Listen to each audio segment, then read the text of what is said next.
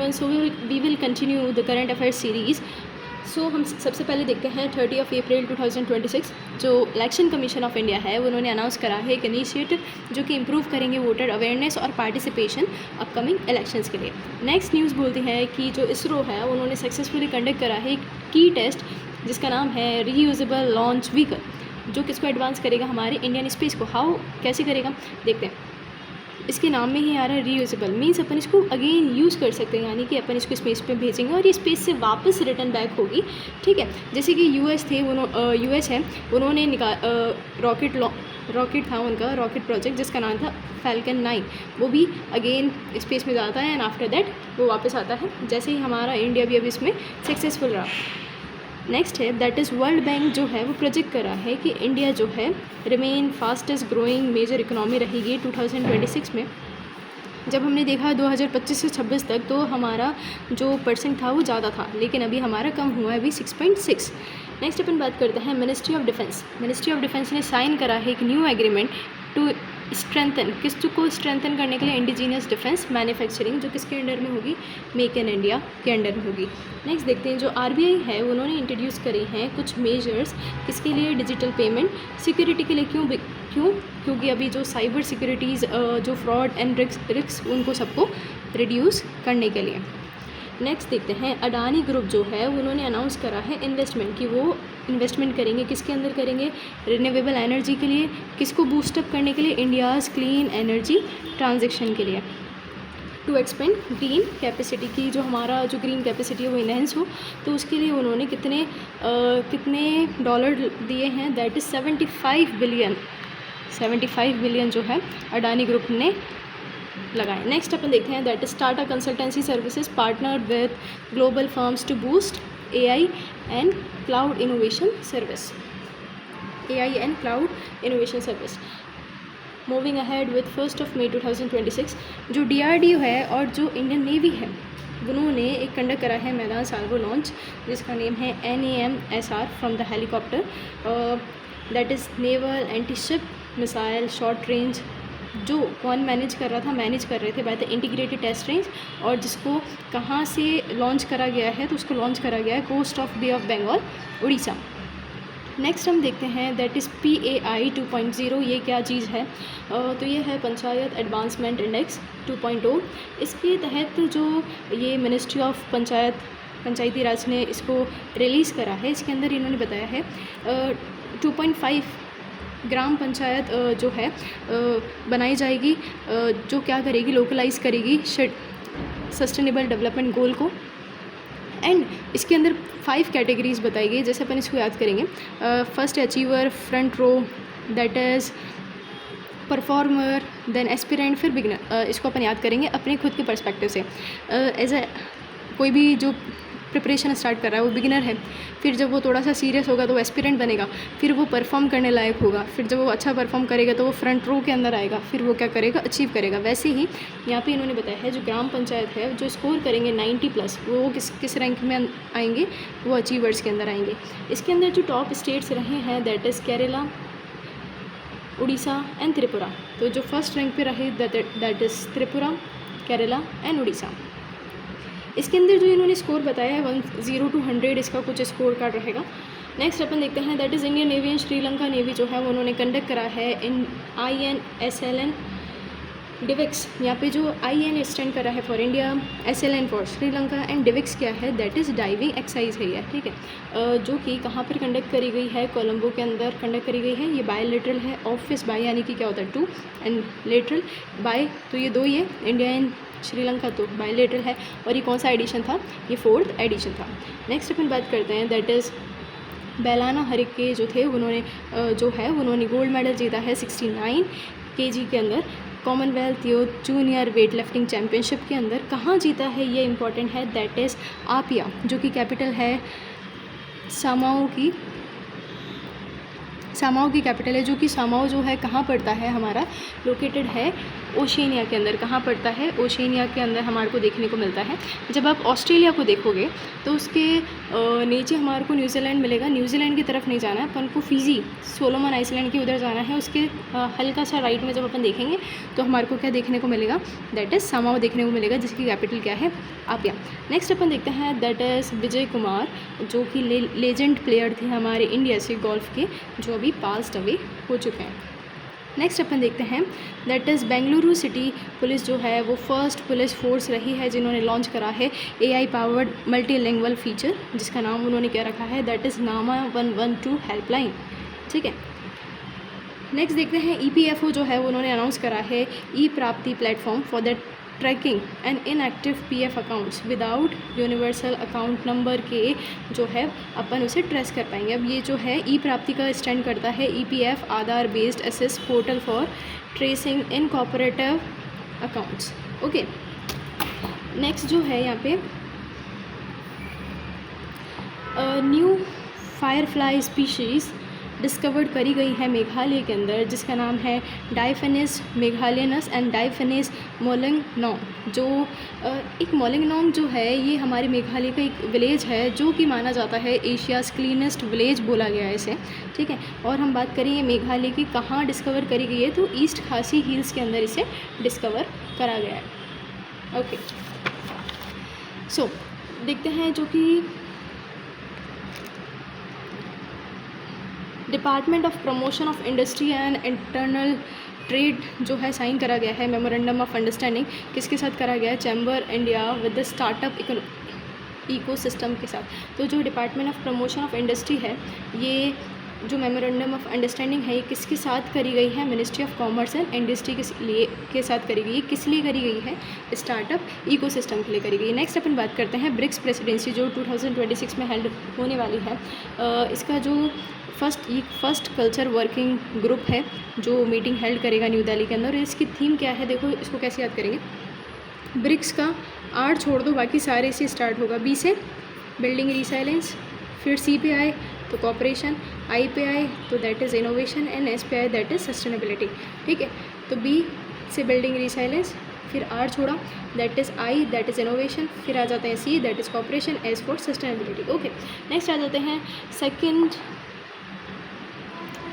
Second May 2026 पे अपन देखते हैं इसरो जो है वो प्रोग्रेस कर रहा है with the Gaganyaan test mission for the crew safety system. किसके लिए कर रहा है? क्रू सेफ्टी सिस्टम के लिए कर रहा है गगनयान टेस्ट मिशन। ठीक है। नेक्स्ट अपन देखते हैं जो मिनिस्ट्री ऑफ डिफेंस है वो अप्रूव कर रही है सर्विलेंस सिस्टम। किसको अप्रूव कर रही है? एडवांस्ड सर्विलेंस सिस्टम के लिए to strengthen border security. Border security अपन ने अभी पीछे भी देखा था, जो कि मिनिस्ट्री ऑफ डिफेंस है, उन्होंने क्या करा था? मिनिस्ट्री ऑफ डिफेंस ने साइन करा है एग्रीमेंट मैन्युफैक्चरिंग के लिए, मेक इन इंडिया। ठीक है। और अपन यहाँ पे अब नेक्स्ट देख रहे हैं जो मिनिस्ट्री ऑफ डिफेंस है उन्होंने अप्रूव करा है सर्वेलेंस सिस्टम बॉर्डर सिक्योरिटी के लिए, जिसमें स्मार्ट बॉर्डर टेक्नोलॉजी जो है अपन यहाँ पे देखने को मिलेगी हमारे को। नेक्स्ट अपन देखते हैं इंडिया एंड फ्रांस जो है वो डिस्कशंस फोकस किस पे कर रहे हैं? That is defence cooperation and clean energy. ठीक है। तो अपन से पूछा जाए कि जो इंडिया एंड फ्रांस जो दो चीज़ों पे किस पे ध्यान दे रहे हैं, तो पहला तो हो जाएगा डिफेंस, ऑब्वियस सी बात है, डिफेंस तो प्रायोरिटी पे रहता है सबका, एंड क्लीन एनर्जी। तो अब यहाँ पे जो डिफेंस है उसके अंदर वो लोकलाइजिंग करेंगे फाइटर एयरक्राफ्ट इंजन्स को, और सेकेंड हो जाएगा that is procurement of 26 Rafale marine jet, यानी कि जब कोई देश आपस में कोई चीज़ें खरीदते हैं उसको बोलते हैं प्रोक्रीमेंट। ठीक है। नेक्स्ट आ जाते हैं दैट इज़ RBI जो है वो एम्फेसिस कर रही है, यानी कि जोर दे रही है किस पे? स्ट्रेंथ करने के लिए डिजिटल पेमेंट सिक्योरिटी। किस पे जोर दे रहे हैं? डिजिटल पेमेंट सिक्योरिटी, जो कि उसमें 2 फैक्टर ऑथेंटिफिकेशन होगा, कि 2 फैक्टर बताए जाएंगे। ठीक है। तो इसमें जस्ट अपन को याद रखना है कि जो RBI किस पे ध्यान दे रहा है? डिजिटल पेमेंट सिक्योरिटी पे। नेक्स्ट अपन देखते हैं यूनाइटेड नेशंस एनवायरनमेंट प्रोग्राम जो है वो हाईलाइट कर रहा है urgent need for the climate adaptation, कि भाई जो किस चीज़ की ज़रूरत है हमारे को? एक क्लाइमेट एडेप्शन की ज़रूरत है, एंड दूसरी बायोडाइवर्सिटी को प्रोटेक्ट करने की ज़रूरत है। नेक्स्ट अपन बात करते हैं मुंबई जो है वो होस्ट कर रहा है fintech summit focusing on digital innovation. ये अभी रिसेंट में होने वाला है, दैट इज़ मुंबई होस्ट करेगा फिनटेक समिट, जो किस पे फोकस करेगा? जो फिनटेक समिट है वो उसका ध्यान किस पर रहेगा? डिजिटल इनोवेशन पे रहने वाला है। Moving ahead with 3rd of May 2026, supreme court जो है 1992, यहाँ पे हम देखते हैं कि होलोहन केस वर्सेस जचीलू ये हाईलाइट करता है that the judicial review is allowed in the matters related to the 10th schedule limiting absolute power to the speaker. देखो अभी इसमें क्या होता है, ये जो स्टोरी है यहाँ पे एक नागालैंड की स्टोरी है। यहाँ पे जो एमएलए होते हैं वो होलोहन होते हैं, होलोहन वहाँ के एमएलए होते हैं, और वहाँ पे जो स्पीकर होते हैं दैट इज़ जचीहू, जो वहाँ के होते हैं, वहाँ के स्पीकर होते हैं। अब वहाँ पे ये होता है कि जो स्पीकर होते हैं वो डिस्क्वालीफाई कर देते हैं होलोहन को, ठीक है। पहले एक बार मैं आपको बेस बताती हूँ। जो अकॉर्डिंग टू 10th शेड्यूल और द 52nd कॉन्स्टिट्यूशन अमेंडमेंट 1985, उसमें अपन को एंटी डिफेक्शन लॉ बताया जाता है। उसमें ये पावर दे रखी थी पहले कि स्पीकर जो होता है वो कोई भी एमएलए या फिर एमपी जब ऐसा कुछ करते हैं तो उनको अपन हटा सकते हैं, डिस्क्वालीफाई कर सकते हैं, या फिर उनको है ना डिस्क्वालीफाइड कर सकते हैं। तो ऐसा तो स्पीकर जो थे यहाँ के नागालैंड के, उन्होंने उनको डिस्क्वालीफाई कर दिया था। अब होता क्या है, जो होलोहन है वो सुप्रीम कोर्ट में जाते हैं और वहाँ पे ये प्रपोज़ल रखते हैं। वो ये बोलते हैं कि जब स्पीकर खुद भी क्या है मेंबर ऑफ हाउस है ना, मेंबर है हमारी पार्टी के, तो हाउ इट इज़ पॉसिबल कि वो इम्पार्शियल, मतलब बिल्कुल पार्शियल नहीं होंगे, है ना, मतलब पार्शलिटी नहीं करेंगे, है ना। तो ऐसे करके तो जो स्पीकर होते हैं वो बोलते हैं कि भाई मैं क्या हूँ, स्पीकर, ऑफिस ऑफ स्पीकर जो है वो क्या होता है, वो सुप्रीम माना जाता है। तो यहाँ पे लेकिन कॉन्स्टिट्यूशन से सुप्रीम तो नहीं होगा, ऑफिस ही बात है।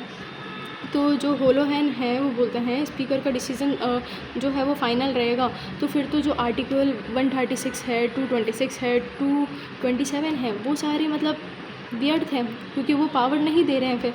तो इसके तहत जो होता है जो स्पीकर ऑफ हाउस होता है ये इनको पावर देता है कि या तो डिफेक्ट कर सकते हैं, डिस्क्वालीफाई कर सकते हैं। तो उन्होंने डिस्क्वालीफाई कर दिया था।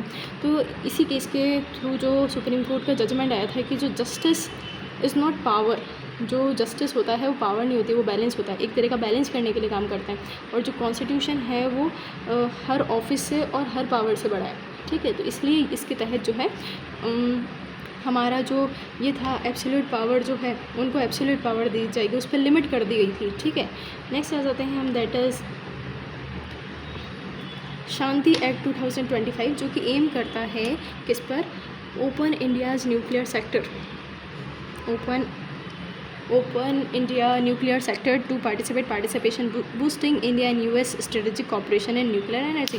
अब यहाँ पे क्या बोलते हैं, जो ये शांति एक्ट 2025 है ये स्टैंड करता है for the sustainable harnessing and the advancement of the nuclear energy for the transforming India. Shanti act 2025 ये बोलता है अभी तक जो है हमारे अभी तक जो है पब्लिक सेक्टर कंपनीज़ जो है वो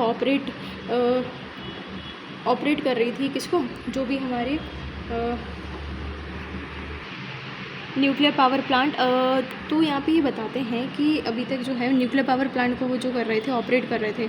अब यहाँ पे जो अकॉर्डिंग टू शांति एक्ट 2025 वो अलाउ करती है सेंटर को कि वो लाइसेंस कर सकते हैं joint ventures and private companies. यहाँ पे जो प्राइवेट कंपनीज़ होगी उनका पार्टिसिपेशन ज़्यादा होगा, बट स्ट्रेटेजिक एरियाज़ जो है न्यूक्लियर एंड सेंसिटिव प्रोग्रेस वो किसके अंडर में ही रहने वाले हैं, स्टेट कंट्रोल के अंदर। कहने का मतलब जब पैसा ज़्यादा लग रहा है, समय ज़्यादा लगेगा, तो यहाँ पे अपन प्राइवेट के साथ लेंगे तो वो कहीं ना कहीं इंक्रीज़ ही होगा। लेकिन सब चीज़ें प्राइवेट को ना देके जो न्यूक्लियर फ्यूल है, सेंसिटिव प्रोग्रेस वाली चीज़ें हैं वो स्टेट कंट्रोल करेगी, ठीक है। नेक्स्ट देखते हैं, that is UAE united Arab Emirates decide करता है to exit OPEC and OPEC plus impacting global oil coordination energy markets. तो UAE ने क्या कर दिया है, एग्जिट कर दिया है ओपेक और ओपेक प्लस को, जो क्या है ऑयल के लिए उनसे कोऑर्डिनेट कर रहे थे। Next that is Jammu Kashmir Vande Bharat express जो है flagged of improving connectivity Jammu and Kashmir. जो जम्मू श्रीनगर वंदे भारत एक्सप्रेस जो है वो कनेक्टिविटी किसके बीच में क्रिएट कर रही है, कनेक्टिविटी किसके बीच में ला रही है, जम्मू एंड कश्मीर के लिए। और ऑफिस से बात है, डिस्टेंस कम होगा। नेक्स्ट देखते हैं डिपार्टमेंट ऑफ टेलीकम्युनिकेशन जो indigenous cell broadcast system for the real time disaster alert के लिए बनाया गया है। मद्रास हाई कोर्ट जो है वो उन्होंने डायरेक्ट करा है तमिलनाडु गवर्नमेंट को कि अपन जो BR अम्बेडकर के ऊपर चैप्टर्स इंक्लूड करेंगे। नेक्स्ट जो फायर ऑप्टिक ड्रोन जो है वो इमर्ज करे गए हैं, अभी मॉडर्न डे कॉन्फ्लिक्ट के अंदर यूज़ देखने को मिला है इनका, दैट इज़ रशिया यूक्रेन और वेस्ट एशिया के अंदर जब फाइट चल रही थी तो फायर ऑप्टिक ड्रोन्स का काम लिया गया है।